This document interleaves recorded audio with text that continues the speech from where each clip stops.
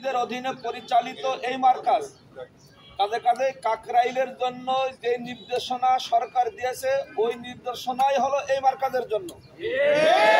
কারণ সেন্ট্রাল যদি কোনো নির্দেশনা পায় অঞ্চলে তার নির্দেশনা অটোমেটিক হয়ে যায়, সুতরাং ওই নির্দেশই নির্দেশ, তারা এখানে আর প্রবেশ করতে পারবে না। তারপরে যুক্তির একটা কথা বলি, কাকরাইল জায়গাটি হলো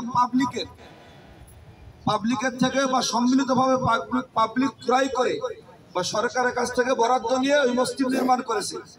আর এই যে মসজিদটা আমাদের খুলনা মার্কাজটা, এটা পাবলিকের না, বরং এক ব্যক্তির, তিনি হলেন দাওয়াতে তাবলীগের বড় হুজুর রহমতুল্লাহি আলাইহি, নিজে এই টাকা ক্রয় করে মার্কাজ মসজিদের নামে ওয়াকফ করে গেছেন।